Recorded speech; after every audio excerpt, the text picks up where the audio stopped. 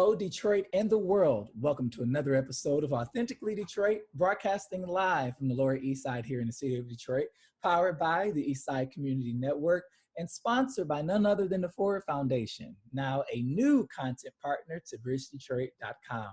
I'm Orlando Bailey, and my co-host Donna Givens is taking some much needed time off to get married. So I'm manning this ship solo. Yes, Donna Givens is getting married.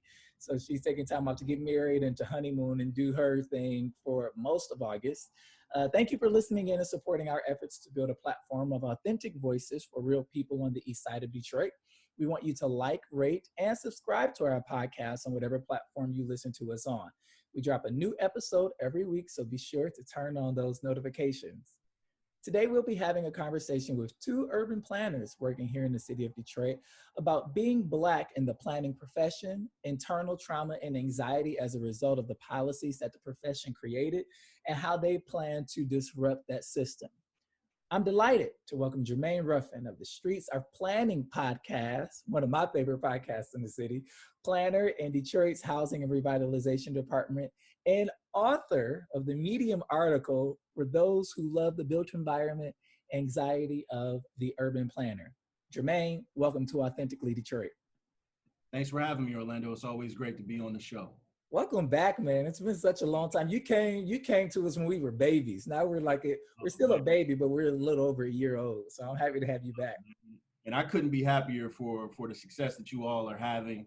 You and Donna have a great show, and it is definitely Authentically Detroit because you've had a lot of great folks who are doing wonderful things in the city on. And, it's a testament to you all's commitment to the city. And that's awesome to see. Wow, I appreciate that. Thank you for that. And also joining us is Alan Penniman, planner in the East region of Detroit, who leads multiple planning studies and has led multiple planning studies on the East Side. Alan, welcome to Authentically Detroit. Thank you, Orlando. It's great to be here. Congrats to Donna. That's wonderful. Yeah, you're a first timer, so welcome. We're happy to have you. Jermaine is an old pro, so we got you. We got your back. How's your week going, guys? This has been a crazy week. The primary election just took place here in Michigan, in Detroit. How y'all feeling? Man, go ahead. I'm gonna go hold you up, Alan. I'm in a constant state of cognitive dissonance where I'm holding a lot of optimism for what is on the other side of this fire that we're going through, while also just feeling like trepidation about what could go wrong and what's already going wrong and all of the cheating and election rigging and all this stuff. So I'm trying to maintain both of those, and I hope we get through this and go to a good space. Me too. How about you, Jermaine? How you doing? Yeah. It was. I wish it would have gone a little bit better because I was supporting change at the prosecutorial level. I was too.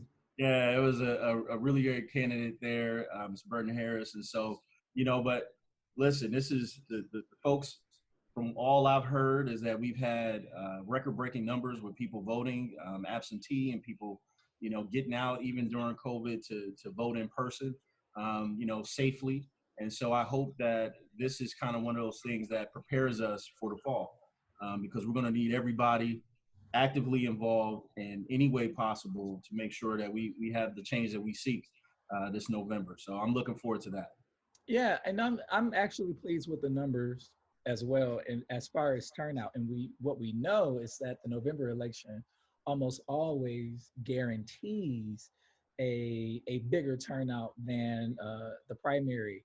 It's so funny. I want to get into the mind of the voter in Detroit because you had some races that were, I would say, hot races where it seemed as if one candidate just really made sense for the city and for the county, and that candidate didn't get in, and then candidates who really did make sense, who were being heavily contested, got in as well. And so it's always these paradoxes and dichotomies that makes me wonder about the psyche of the Detroit electorate and why we put some folks in office and why we don't put others in office. You know what I'm saying? Yeah, I agree. I've been thinking about that. Yeah. Yeah, me too, because it's been it was a very interesting race across the board with a lot of folks. And so I'm definitely, once you figure that out, man, let me know so we can work it out to, to get to the people to tell them like, look, how can we get you the best information to make decisions for your future? And that's really all we can do leading up to this November election. Let me tell y'all what we need to do. Y'all need to be calling grandma and great auntie and them and asking them who they voting for. Right, and, right. and I told and bully them into voting for the right kind of people. And I'll say that. I've also been like finding respite in water, man. Like I've been going to the water almost every weekend for the last couple of weeks, Lake Erie and Lake Michigan. I think by the time the pandemic is over, I probably would have made a trip to all of the Great Lakes surrounding our great state just to breathe, man. There's so much going on. No You know doubt what about I'm saying? Just Yeah, well, sometimes you got to cool off physically and mentally, I guess, and water is good for that. yeah, it. yeah. No doubt about it. Stay hydrated, people. Stay hydrated. Stay hydrated. Mentally, physically. It's time for fresh off the press news that we are thinking about. If you have pieces that you want discussed on Authentically Detroit, you can hit us up on our socials at Authentically Detroit on Facebook, Instagram, and Twitter, or you can email us at authenticallydetroit@gmail.com. Fresh off the press. Operation Legend is in Detroit to target crime, not protests, agents say. So just a quick recap. U.S. Attorney for the Eastern District, Attorney Snyder, made an announcement. I think it was just last week in a press conference in partnership with the FBI and the DEA and a few other governmental agencies about this influx of federal officers in the city of Detroit to intervene regarding violent crime, right? I think we're going to see something to the tune of 50 something federal officers hitting the streets. And the sum of upwards of $3 million in investment to support Operation Legend. Operation Legend is named for a young man that was killed by gun violence, I want to say in Kansas City, Missouri. And so U.S. Attorney Snyder made this announcement with a slate of speakers from those various departments, as well as a mom who had recently lost her son to gun violence here in the city of Detroit.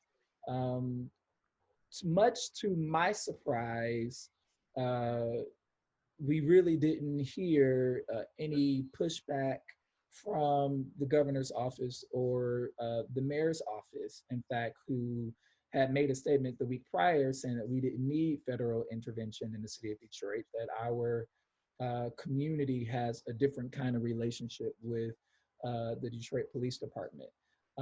After this announcement by U.S. Attorney Snyder, of which none of our elected officials attended, we saw a joint statement from James Craig and Mayor Duggan stating that they support any help that the federal government will give us in helping to curb violent crime as long as it does not interfere with the daily protests that has been happening in the city of Detroit.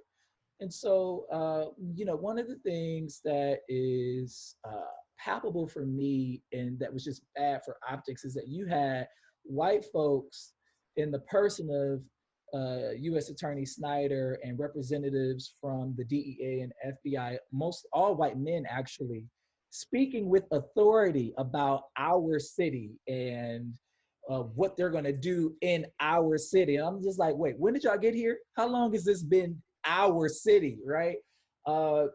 It just looked to me really bad, and it feeds into this narrative that I know a lot of folks on the ground, Black folks on the ground, reject when we talk about law and order.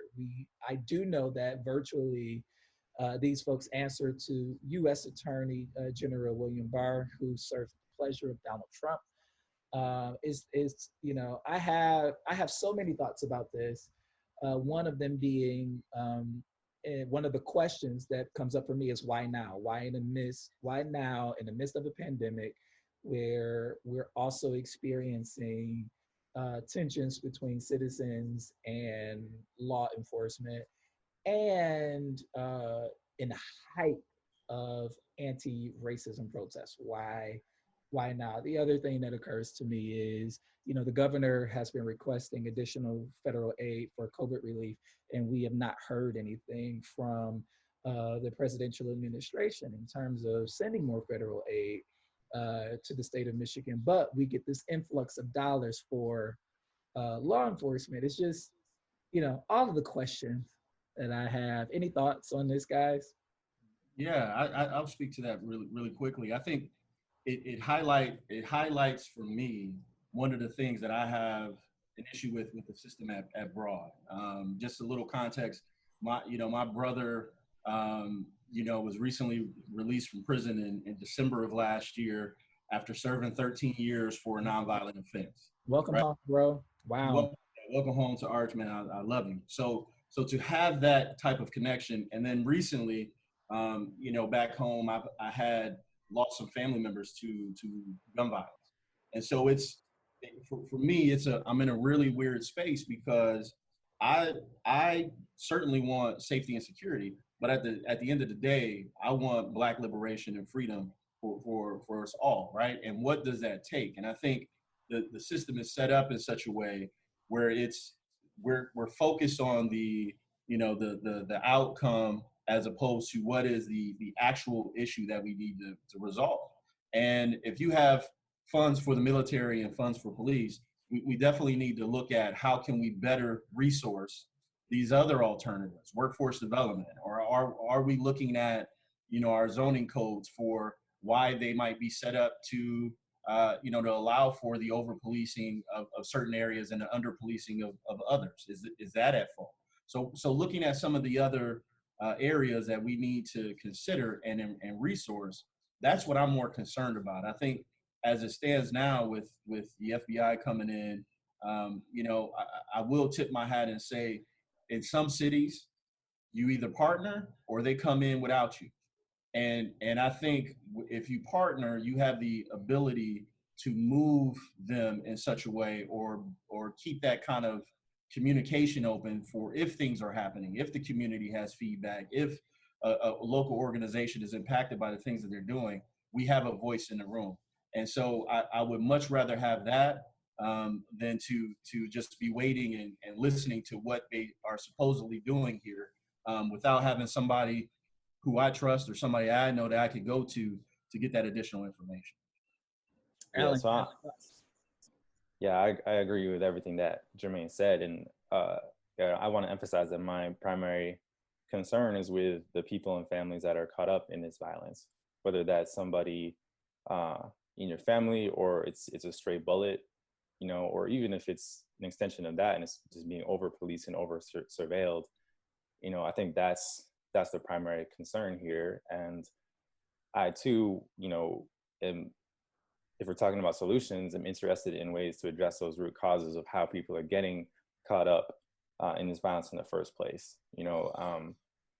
This relates to the defund the police movement. There's a lot of conversation around what resources can we be investing in order to, put a paintbrush in a kid's hand instead of a pistol, right? So to put a basketball, or whatever it is, or how can we expand job opportunities to communities that are segregated away from good paying jobs, or folks who do have a criminal record and that's a barrier to education. How can we start to break that down? So if we're talking about resources and how to address the problem, I'm more concerned about how we can provide safety to those caught up in it and to provide opportunity to find paths that don't lead to violence. I think opportunity is key because I think the way we address violence is very reactionary, right? The police come after something that's happened. And so I'm not even sure as to whether or not violence will be curbed because the agents and the investigation happens after incident of violence occurs, right? So I'm with you, Alan, when you say looking at root causes and designing and filling resource gaps there that help prevent trauma from showing up in violent ways, right? We know that Detroit is a community with many barriers to it being able to thrive in a lot of our neighborhoods, and that kind of trauma, that kind of experience shows up in various ways, and some of them are really unfortunate. What is going through the mind of Hakeem Littlejohn when he is trying to brandish a weapon and shoot at the Detroit police? What's going through his mind? What experiences taught him that this group of people is somebody who you don't trust, that is probably going to kill you first if you don't kill them, right? And so what designing resources and wraparounds around catching Hakeem Littleton in the third and fourth grade, and you know what I mean, in middle school and in high school. I interviewed former Detroit top cop Ralph Godby about this subject, and here's what he had to say. He said that federal intervention without invitation is an overstep, if you will. And I wonder about the temperament of not just our police department, of whom I have relationships with. I sit on the 5th Precinct Community Relations Council. I support our police. My brother's a police officer. I wonder about the temperament of the Detroit Police Department, but the temperament on the streets.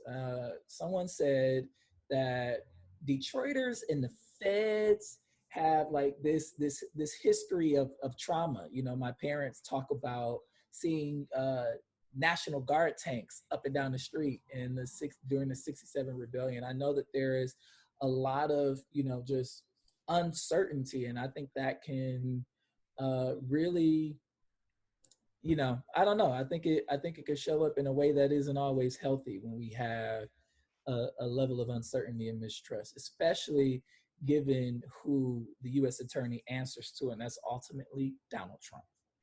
Right, right. I'm glad you brought up Trump. I mean, two things. First of all, I'm not sure how a federal agent is going to reach somebody like King Littlejohn and, you know, divert him from the path that he ultimately went down. You know, we'll see. I don't know. The other thing I want to say is we need to be careful not to play into the political ploy that the person occupying the White House is trying to pull on us right here. Black Lives Matter has long been a boogeyman for him, and the way he's portrayed the protests in Portland specifically, as well as other places, you know, really do him a service, and you know, put a spin on the situation that's really dangerous to us. So I think we need to be careful not to play into that narrative and allow him to distract from his abject failure to respond to the coronavirus pandemic. He's trying. It's a distraction tactic. Black Lives Matter is the boogeyman. So we just need to be really careful not to play into that. Wow, thank you for naming that. Go ahead, Jermaine. Yeah, and we need folks, you know, like Orlando. You're talking about you're involved with the 5th Precinct and all of that. Like that is what we need more of folks who are participating to keep cops accountable, and to keep the feds accountable, but also get closer to being that bridge for identifying what solutions we can bring to deal with trauma, right? I mean, you know, you have folks that, whether you're dealing with, in Detroit, we have all of these things that kind of overlap in particular neighborhoods where you have the trauma of under-resourcing, right? Like, you have the trauma of folks aging in place with a home around them that they don't have the funds to repair, and they don't have anywhere to go for assistance. You have an education system that has made changes, but still we need to better invest in our children in the city. There are a lot of different ways that we could put in resources and technical assistance, but also have community members become more actively involved by assisting them with being more involved in their community like they want to do, right? Like if you have to work 2 or 3 jobs and you're unable to provide, You ain't coming to my meeting. Like that's just you're not going to come to my meeting, you're not coming to Alan's meeting or whatever, because you're dealing with life, right? Like your life as it is day to day. And I think those are a lot of things that while they could take a long time to rectify, but things that we have to really recognize are major issues and figure out ways to support them better. I'm glad that you two are here specifically because, I guess one of the questions that I'll ask in our feature segment is about tactical ways where we can reach people where they are, especially as it relates to neighborhoods that are receiving a ton of philanthropic and corporate investment, where we want people to have a say in what their neighborhoods will become. Secondly, Jermaine, I thank you for naming essentially that it is a privilege to be community oriented and involved. I know that I sit from a privileged space and I'm able to sit and think about and intellectualize all of these things that are happening because some of my brothers and sisters cannot. And so that being said, we know that there is a certain kind of citizen that's going to engage with the cops and see the humanity and the good in our police. And then there is a citizen that we don't really like to talk about that ain't, you know what I'm saying? But that exists too. And that's the area, that's the group that I wish that we do a better job of reaching. We keep hearing that Detroit has a great relationship with its police force. Yeah, because y'all hear from people like me and then other engaged citizens that'll come to your community precinct meeting, or the senior citizens that's at every meeting that's gonna mail you their thoughts. But have you talked to Jerome and them on Mac and Bewick, who ain't thinking about, you know what I mean? I really think that tact-wise, we have so many opportunities to reach folks that we haven't reached or cared to talk to in the past. I agree. And just like you're saying, I mean, are they on San Juan just having a conversation with people as opposed to just coming in when there's an issue? And I think that, the community policing piece is that it works if there is capacity, and it works if there is real sincere engagement, right? And I know that we have police officers who do a wonderful job at that, but there are certain areas that need to be, for lack of a better word right now, is like overloved, right? Like I like that, Jermaine. Yeah. You need to be overloving certain neighborhoods that are seeing more challenges. It's not at the lack of benefit to neighboring, community or whatever, but it is about us pouring into these areas with as many resources and as many people who are willing to be a part of this change as possible. And until that really happens, like organizations like, the East Side Community, right? Like you all are deeply steeped in your neighborhood, right? In the neighborhoods that you support. We need more of that. And we need both the government to do its part in resourcing and overloving these communities, but we also need those folks who are within the neighborhood who can be bridges to people who don't commonly communicate, to facilitate that for us, right? Like even me, just because I'm Black, and this is what happens with a lot of times in communities, like, oh, we'll send in this person and send in that person because they're culturally, they can culturally link up. It's like, actually, that's not the case. It doesn't matter just because I'm Black. Like, first thing you gonna ask me, what high school you go to, Jermaine?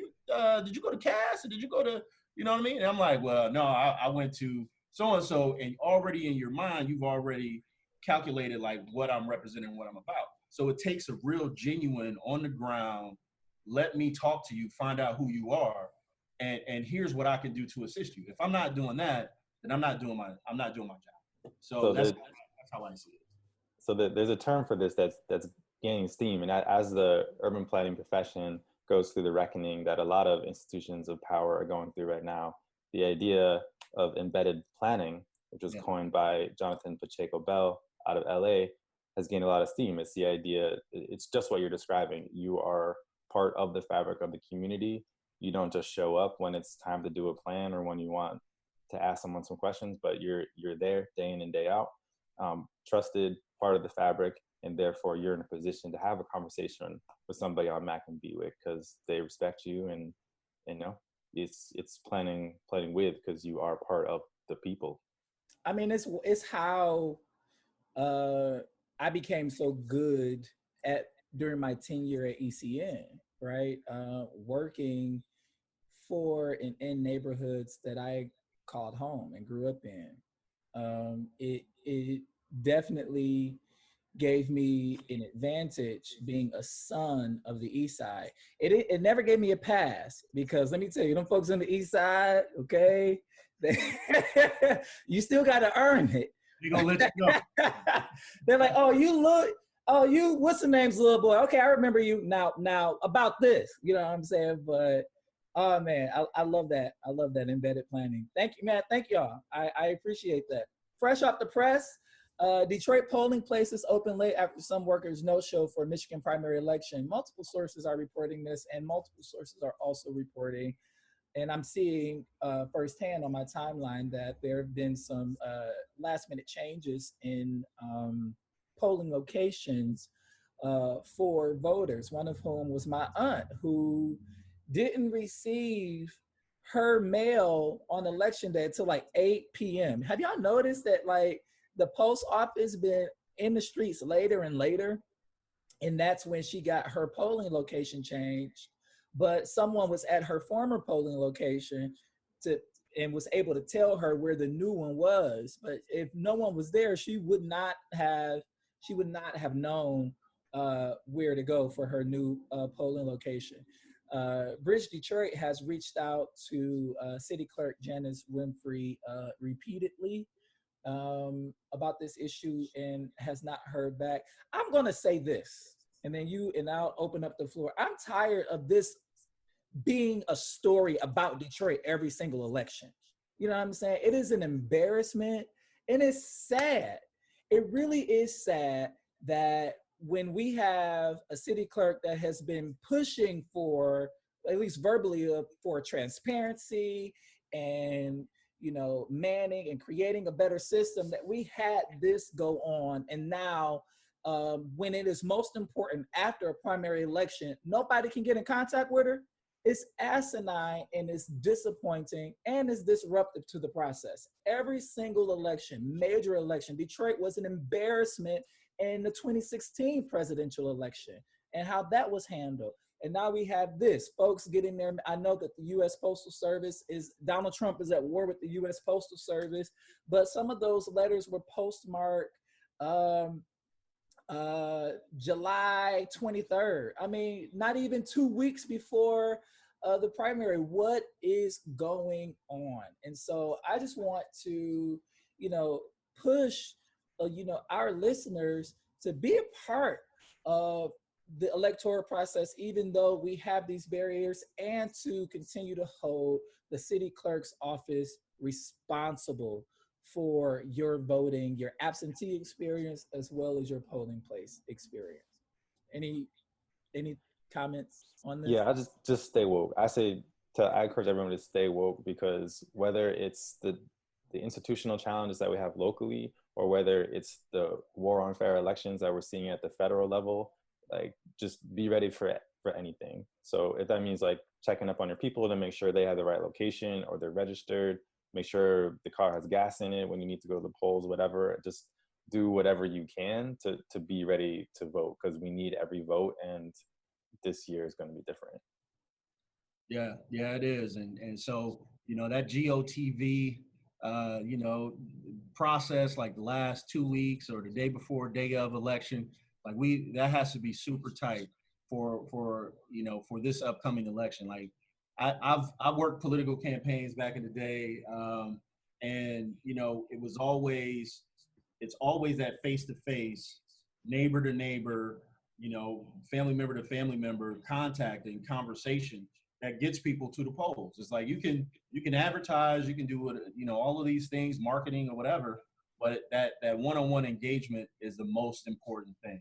So with COVID going on right now, campaigns are not going to be able to do that as much.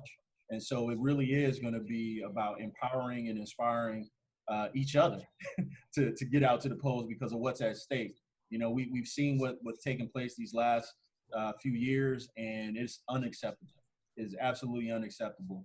To have somebody in office that can't say Black Lives Matter, that can't praise a legend like John Lewis, you know, because he didn't attend your inauguration after what he gave to this country. Is, you know, we need people who are inspired and moved by those actions or inaction to take action in November. So I'm going to be out talking to people and texting people, Facebook, Instagram, whatever I can do, because we need all of it. Yeah, and you know, I encourage everybody to just have a no matter what attitude, because there are going to be, I sense that there are going to be many barriers to getting that absentee ballot in, or many barriers to getting in your polling location, or making sure that you have the correct one. Be determined that no matter what, you're going to get your vote in. Uh, it means so many lives, literally. It really does. Absolutely. That wraps up our Fresh Off the Press segment. If you have pieces that you want discussed on Authentically Detroit, you can hit us up on our socials at Authentically Detroit on Facebook, Instagram, and Twitter, or you can email us at authenticallydetroit@gmail.com. Now, on to our featured discussion for the day about trauma and anxiety within the planning profession, the urban planning profession, with Jermaine Ruffin and Alan Penniman. So I really want to ground the discussion first in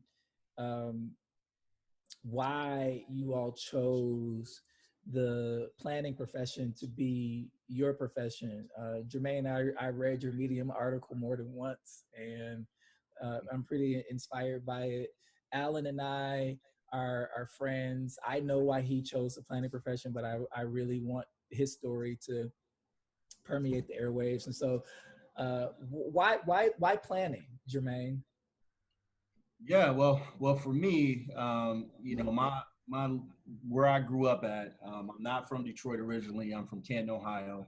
You know, one of those Rust Belt towns that, you know, always a lot of these towns that are close to Detroit always have an association with calling themselves, like, whether you realize it or not, Little Detroit.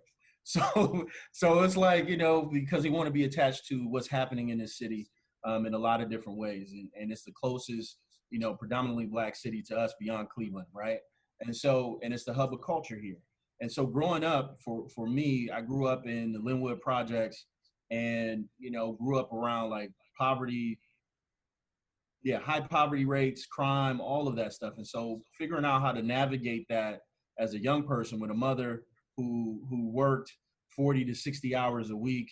My mother was a security guard in my projects, right? Like, so for me, I didn't share that as a part of the article, but for me, it was like I saw both sides. I saw my mother, you know, coming home talking about the issues she had to deal with day to day, and then I'm telling her mom, like, look, I had to get in a fight over here, or, you know, this person was trying to do this, or this person was trying to sell us drugs or do whatever. And so having to navigate that from an early age, as I got older, I wanted to become as a part of the solution, as opposed to being involved in that, which I got caught up a little bit, but, you know, changing my course of life meant, how can I positively impact my community as opposed to negatively? And one of the ways that I found is, like, if you control land, if you own a business, if you have a relationship with government in some sort of way, you could possibly shift and change how things operate in your neighborhood. And that was my very kind of, you know, as a young person, understanding. And so as I got older, I started looking for careers that would allow me to have impact. So I worked political campaigns. That wasn't really it. I was a preschool teacher. That wasn't really it. Yeah, I taught Head Start for, like, you know, for a little bit. And so I was looking for all of these different ways to be impactful, and community development kind of like came out of nowhere for me and said, well, you know, look, here's resources, CDBG. I was like, oh, what is that?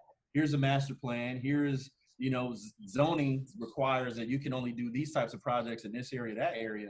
And so that inspired me to learn more.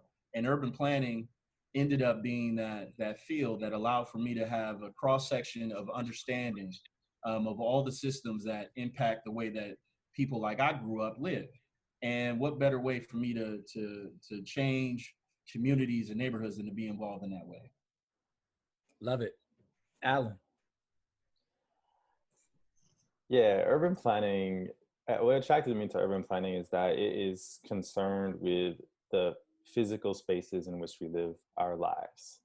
And I often hear people talk about how those physical spaces are shaped and reshaped in abstract terms. Like, oh, they are going to build some fancy condos there, or they're going to do this, they're going to do that, as if it's some amorphous, anonymous power. Yeah. But there's actually people that decide that. They put funding together.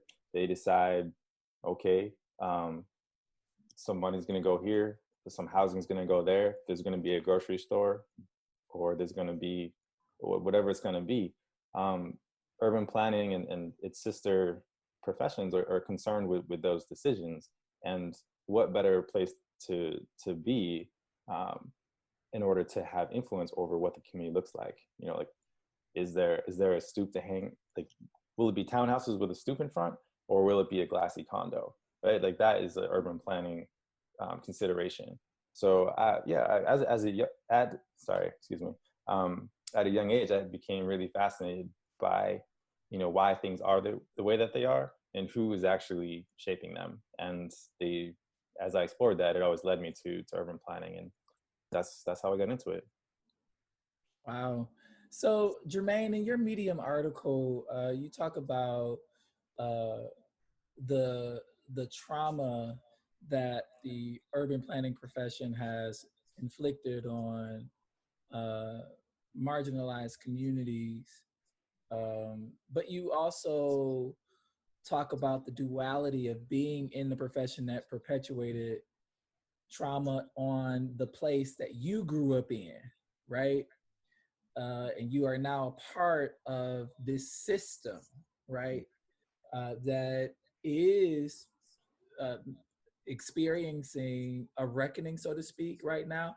But now being a part of the system and being a recipient of the trauma that the system perpetuated, how do you walk with that? It's strange because, there are times when, inherently, like I said in the article, it's like inherently, I know what's happening now. Because before it was like, I had my thoughts about what was happening. It's like, oh, they don't care, or, oh, they just doing this because of X, Y, and Z. When in actuality, as Alan indicated, there is a plan behind the developments that take place. There are people who are involved in this decision-making process, and they oftentimes, it had been my experience, especially early in my career before I came to Detroit, they don't look like us. They haven't had the same experiences that we've had. So when I first got into the profession, I came in, it was like, oh, I'm going to change the hearts and minds of the people who are in the profession. And they're like, well, I've been doing this a long time, young blood. So you go ahead and do what you do. I do what I do, and we'll move. So where I see myself now is being that bridge. It's like, all right, if the field as it stands is not changing for me, and at least at the speed that I wanted to, it's time for me to take a different tack and begin to include people who look like me, people who have similar experiences, and may not know exactly what lane they should be in to fix it, right? Like, I want that community activist to become an urban planner because they know, they grew up in this space, they see this space for what it is, the beauty of this space, even if it is and has blight or, whatever the case may be, they live that trauma. They live that neighborhood experience of having a neighbor next door lose their home. And that was their very best friend.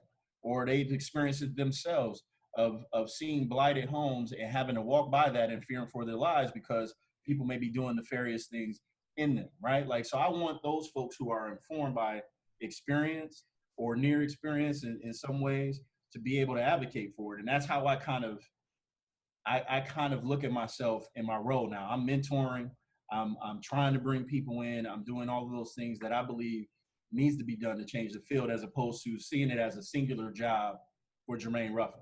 It's not. I wish more people, because of that comment, I hope a lot of people hear this podcast, especially that last comment from you. I mean, you work for the Housing Revitalization Department, HRD, here in the city of Detroit, and I just want to cement your comment around honoring and uplifting the existing expertise that exists in neighborhoods already, whether that be a community activist or resident who is primed to make planning decisions about that community because they know it. Who knows it better? And I would say there is feeling on part of people in some communities that expertise is being dismissed by uh, planning officials in neighborhoods. And so to hear you say, no, this is I'm walking with the activist, I'm walking with the resident who has so much to say and so much experience. That means a lot for the people in the city of Detroit who feel dismissed by this system. Yes, Orlando. Any change requires activism from the outside and reform from the inside.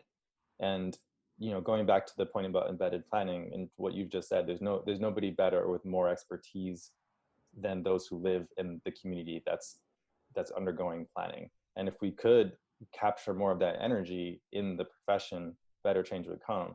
I mean, look at the late John Lewis, right? He was an activist and became a legislator. He infiltrated the power system. Look at Nipsey Hussle, right? He's of the community and decided to take real estate development upon himself and use that power for the betterment of the community. I think these are really important examples of folks who are embedded part of the fabric and have an agenda of change and equity, infiltrating and leveraging the power of institutions like urban planning for the good of the community. We need way more of that. I think it's important. One of the things that I wanted to ask about, I want to ask about the education that urban planners receive versus what the profession looks like in practicum, especially in a city like Detroit. I don't care what kind of education you got, Detroit is going to blow that education up. Does the education you receive measure up to what your job looks like in practicum in the city? And then, I want you to answer this too. Did you have any assigned readings by Black people, women, and other people of color? Because I'm interested at how institutions and universities teach and intellectualize these professions, and whether or not there is any Black thought, any thoughts from women, any thoughts from arts and culture into these curriculums. Alan, I'll let you answer that first. Well, two things. First of all, no, I am struggling to think of a single Black author, if not author of color, that was in the sort of seminal thinkers of my planning education. I think planning does do a bit better when it comes to gender.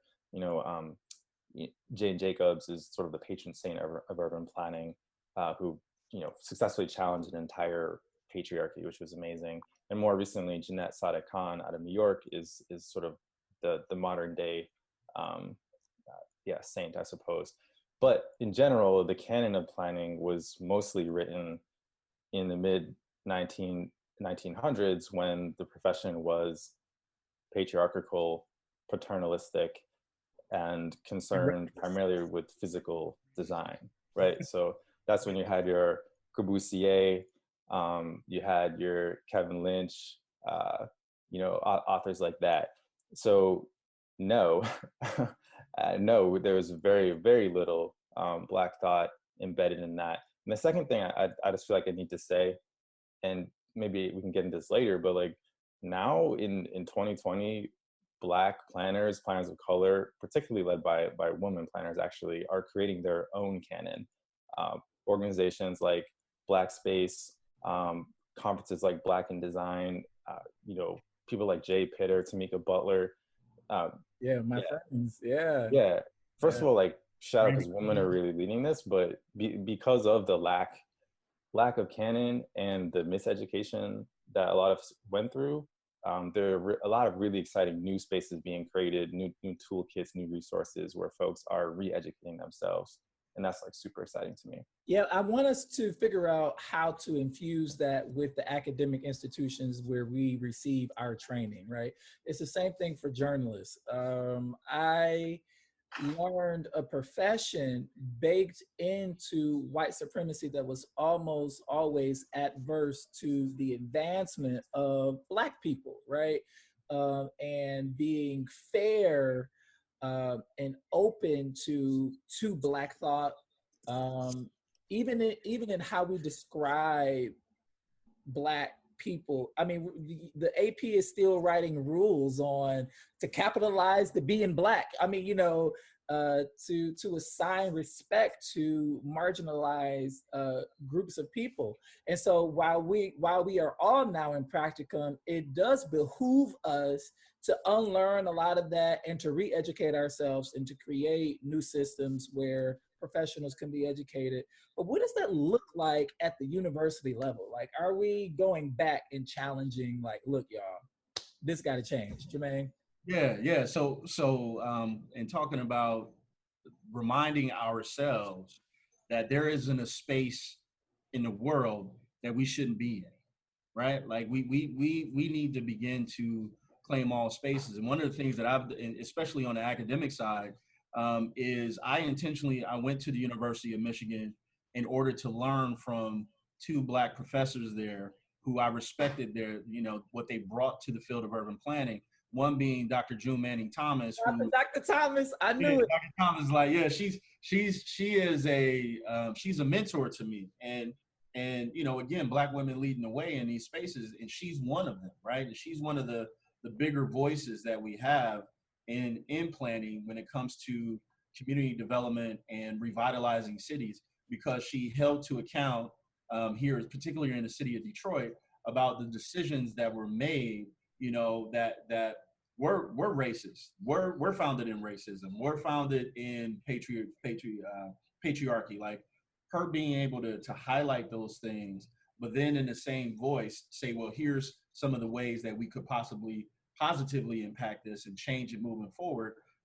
I'm all about that. Harley Etienne, who Love Harley too, man. Planning Atlanta. He and I took a trip to Atlanta with Harley, in order for us to talk to younger students about, one, his work, but then also putting it in front of them of like, here's what planning can do. Here's some of the spin-offs of planning, whether it's architecture, urban design, civil engineering, whatever, that you could be involved in and be a part of changing. Would you like to do that? Right? Like, so I think it begins with two things. One, putting the profession in front of young people, especially young people of color, sooner in their engagement, middle school, high school, whatever, elementary school, if we need, and then on the separate side is Black professors and brown professors should be a part of every single urban planning program across the world, across the country. And if that program doesn't have that, then we need to be holding them account, whether it's through the APA, the American Planning Association, or it's through groups like what Alan spoke about, Black Spaces and all of these organizations. Like, we need to come together and say, look, we ain't taking it no more. While we represent a small percentage of the profession as a whole, we are the future of the profession, and you need to cater to us. So that's where I think we can. I don't know if I answered your question fully. I'm a little passionate about No. That's where I see the most gains to be made. Yeah, because when we talk about disrupting the system, I think the indoctrination begins to happen with our education. So not just in practicum. Alan, Jermaine describes this anxiety he feels to disrupt the power system, but also this palpable fear of failing in communities that renders him sometimes just unproductive to the point where he does nothing. He described it so eloquently in his Medium article. And I'm wondering for you, you are a a public face in a lot of neighborhoods and a representative of the city, do you experience this same kind of anxiety working in the city? And if so, in what ways? I do not feel anxiety. I actually feel a lot of optimism. I think where we're going is better than where we are. We're not there yet. And what I'm trying to say is that most planners that I know do want to disrupt the system, but we don't have the power yet. Okay, like I'm in my 30s, and I've reached the level of planning that I'm at now. But like the real power is a few rungs up, and you have to keep in mind that people of color have not been invited into this profession for more than maybe 2 generations, and it takes time for us to advance in our careers to the level where we are directors, where we are tenured professors, where we are authors. And we're only just getting to that point. So you're starting to see that progress where you have a professor at U of M, or you have someone like Justin Garrett Moore at Columbia, having a whole like following of disciples right behind him. So I think that in the future, we're going to a good place. In terms of right now, if I did feel anxiety, it's more just that the problems that we're facing and our reform agenda is bigger than our station in life right now. So yes, all of my peers want to solve for gentrification. We want to solve for over-policing. We want to solve for lack of access to healthy food and good jobs and all this stuff.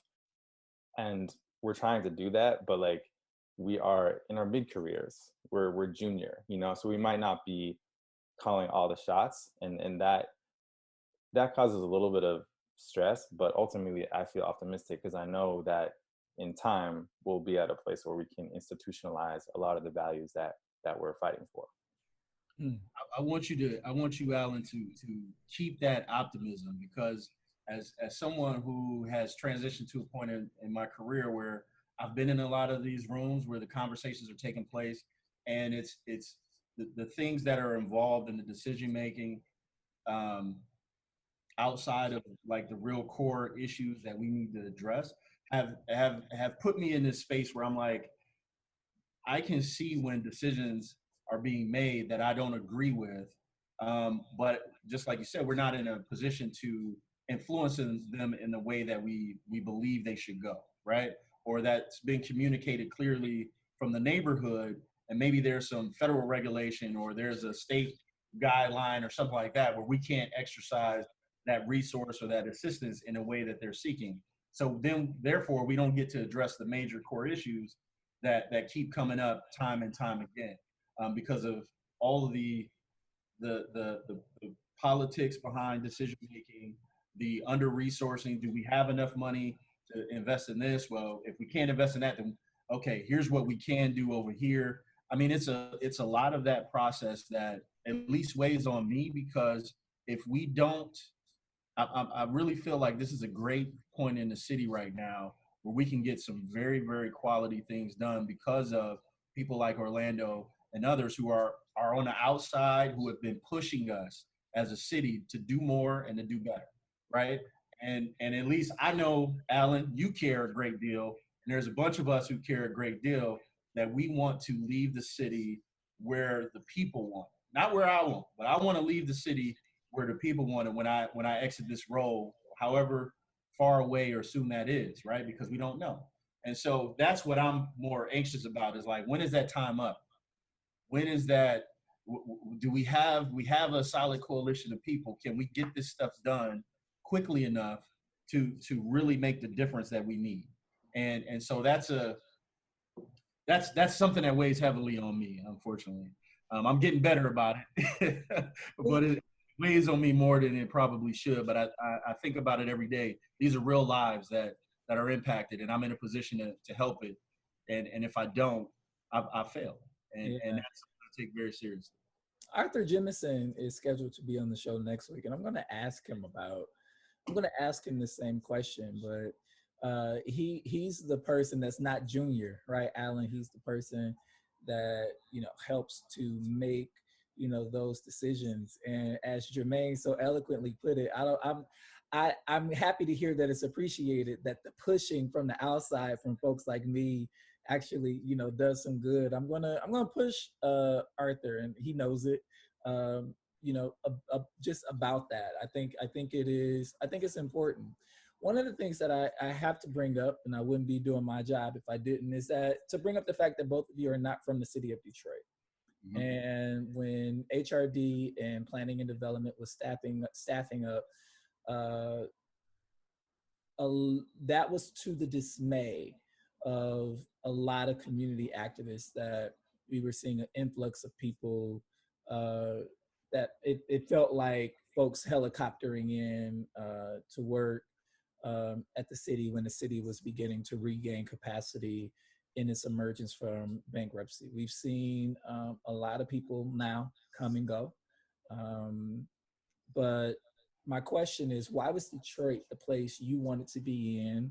And now, a few years later, why have you chosen to stay in the city of Detroit?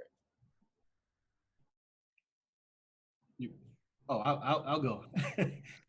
So I actually have family attachment to the city of Detroit. I used to come up here in the summers. We had family reunions and stuff up here. So Detroit, one way or the other, was going to be a place for me to land, because I had a lot of love for the city. And like I said, this is a hub of culture, Black culture, period. And I wanted to be a part of that. I think the second piece is, I worked on the state level before I came to the city of Detroit. And a part of my portfolio was working with, former leadership in the city of Detroit on a host of programs, right? And there was always this thing where I felt too far away and too far removed to make an impact where I could give people the voice that they would share with me when I was there on state business, right? What can I do more, and what can I do better? And so when the opportunity came up for me to apply for a job here at the city, I was all over it.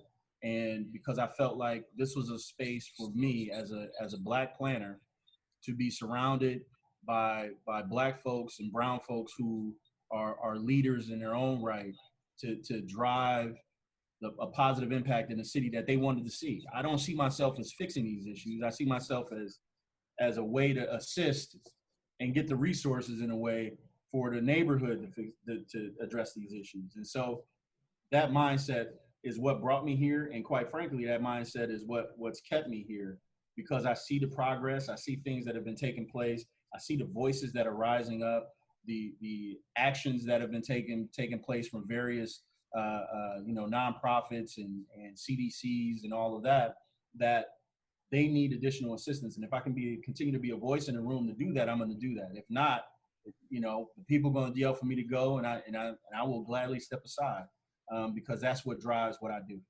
If we can't move what the neighborhood wants, then I gotta figure a different line of work as far as working with the city of Detroit. Fascinating. Alan? Coleman Young is not from Detroit. Marvin Gaye, not from Detroit. Grace Lee Boggs, not from Detroit. Joe Lewis, not from Detroit. I challenge, I'm not sure that you have to be from a place to ride for that place. I mean, definitely you got to take a back seat, and you got to be humble and listen to what those who did grow up there did go through, the hardships that beset Detroit. You gotta listen and take a back seat to that, amplify that where you can. But I challenge this idea that you have to be from a place in order to do good for it. I think, like Jermaine said, as an outsider, if I can no longer do that and I need to step aside and let somebody else take that space, cool, that's cool. But here right now, I think there's an opportunity to do a lot of good in the neighborhoods and to take advantage of this moment in time where there are resources at the ready to be deployed in the neighborhoods through processes that are collaborative and driven by what the community is saying. And I have the skills that I have and the will that I have in order to serve the city. And I would very much like to do that, in spite of my shortcomings as not sharing the lived experience of Native Detroiters. I wouldn't call it a shortcoming, and I also want to be clear that that was not some. I was not trying to insert that by not being from Detroit, that there is not an opportunity for anybody or passion there for anybody to ride. What I was trying to convey in the question, what was, a feeling that a lot of Detroiters had, and I think it was a feeling of um, folks in the city getting jobs that a lot of Detroiters were qualified to get. Right? It's not it is I don't think it's a put down nor a shortcoming for folks not being from Detroit. I think cities change, and if cities are going to thrive, uh, it's going to take all kinds of people, and everybody not going is not going to be from the city. But I wanted to make sure that we heard from you. We have seen as folks who have been lifelong folks sort of come in, get a notch on their resume and go. I think it's a legitimate question. Um, I often think about the folks who have left, but I often always ask and wonder why the folks who came in, why are they staying? You know what I mean? And it's because the two of you ride for this place, and I think that's dope. But I had to ask the question, Mr. Yeah, sure. I do just want to add just one additional comment to that, Orlando, which is, I do think that there is a feeling that there have been in the past, and maybe even currently, where folks may pitch themselves personally as a solution, right? And I think that rubs a lot of people the wrong way. I think that when we come in, and I know Alan's done this, and I've done this as well, which is like I'm Jermaine Ruffin is not your solution. Jermaine Ruffin is a part of assisting you get to solutions. And I think when you approach the work in such a sincere way, in a humble way, that people respect that, and they can tell within a few minutes your sincerity in actually, doing that, right? And Detroit does that very, very well. And if you ain't doing it, they're gonna call you out, as they should. So, yes, sincerity is a key word. And Orlando, it's like what you said earlier about, a Detroit education will just demolish your ivory tower education. Like both of those have been very true in my experience, like just moving to Detroit and all that. Because yeah, it's obvious the way I talk, the way I dress, everything. Like no one's gonna think that I'm from Detroit. It's like it's so clear. But I have had success when folks they witness you taking the time, being sincere, listening, and trying to leverage whatever resources you have available to you to further those goals. Then okay, like he's for us, and that's cool. So and that's important. It's important that I think folks in the neighborhood feel like their city officials are for them. Alan, can you expand a little bit more on some of the experiences that you've had leading planning studies on the east side of Detroit? There's been an influx of philanthropy and corporate dollars for the Strategic Neighborhood Fund that focuses on a certain amount of neighborhoods in the city of Detroit. And you are in charge of leading some planning and implementation planning specifically studies in some of those neighborhoods. And, coupled with everything that we just talked about, how is it going? How has it been going? Yeah. Oh man, it's been going good overall. There's a lot to celebrate. You can go get some oxtail at Norman G's.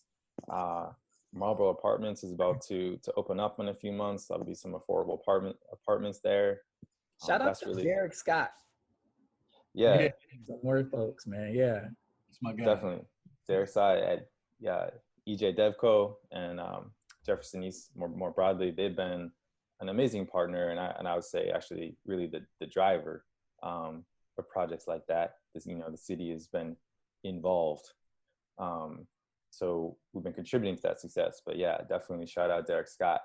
So it's exciting to see those things coming. We also essentially invented a new program to get some what are currently vacant, publicly owned single families and duplexes on the so-called CTC side of Jefferson Chalmers. So the area of the neighborhood that was redlined and received a lot of Black families that were displaced by the construction of 375 and the destruction of Black Bottom.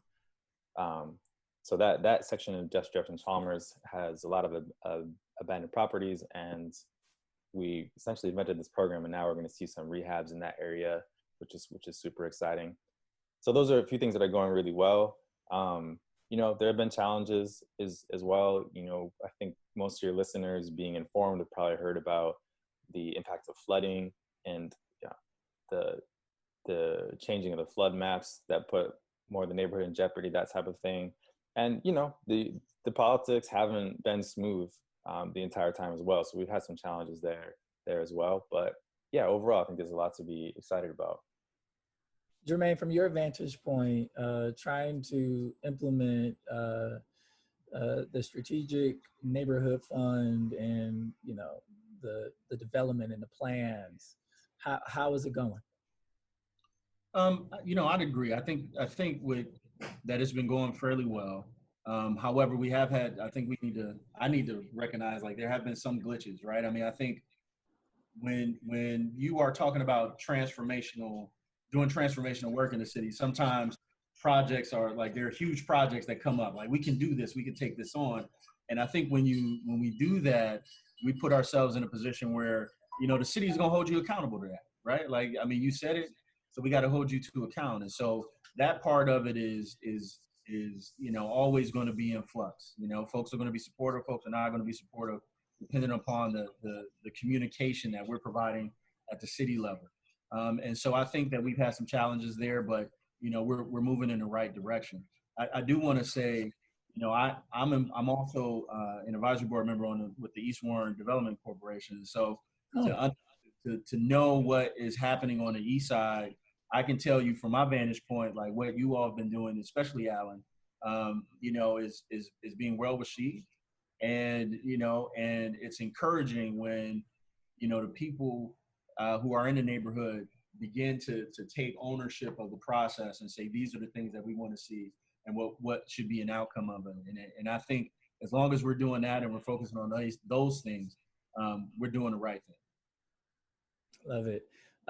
Last question. And I want to talk a little bit more about this trauma that you mentioned, Jermaine, that is and has been inflicted on communities. I would say that Detroit is a community that in many ways has been traumatized, and that trauma and systemic mistrust often comes out when representatives of the power structure comes to do work in neighborhoods. One, because we haven't seen representatives from the power structure come into neighborhoods to do work in a very long time. So all of it is new. And so that trauma comes out. How do you guys as planners make room for that conflict and that discomfort? Well, for me, it's being quiet and listening first, which is very hard to do when when we have timelines that are being sent in for a specific thing, right? But, you know, I can tell you, like, just a quick story. Like, my second day on the job, I was in the Brightmoor community at a meeting, and there was an ongoing issue where they were told that they were going to be able to own their homes there. And, you know, they're low-income housing tax credit projects, and it was miscommunicated to them.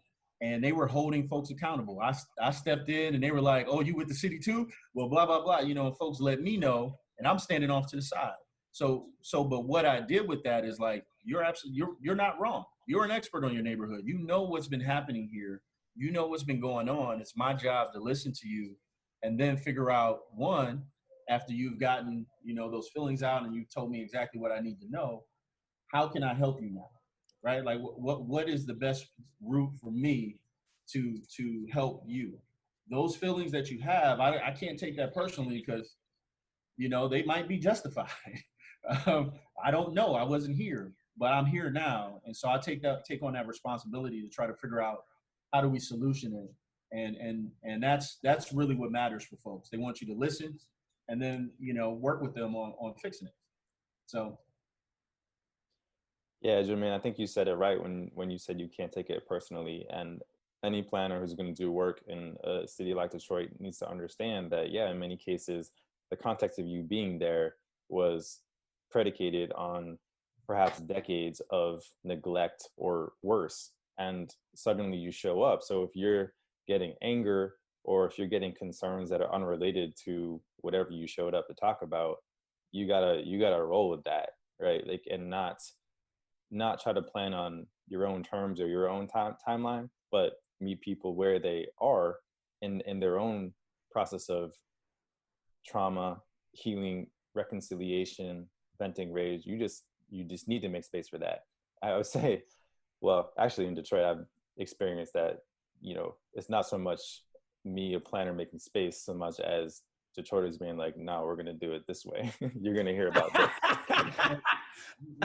I've been in those rooms with you, Alan. Yes. Yeah.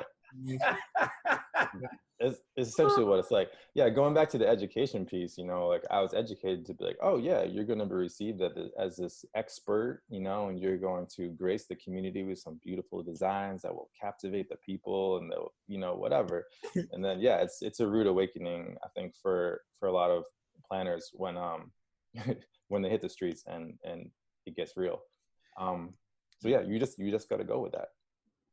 And that's something that I think in the planning space, especially in the academic space, as we're going through our education, that people need to learn more about, right? Like those of us who, you might have attended some of those meetings as a kid, but if you don't, and this is your going into your first job, it's going to be a very rude awakening where just because you have a great plan and you're an expert on something, that don't mean anything to the people who are there, especially considering when you're doing a community meeting, that the issue that might be the greatest concern for that neighborhood that day might be trash pickup, right? Not your master plan, not your park plan, not your, well, we're going to do this development. They don't.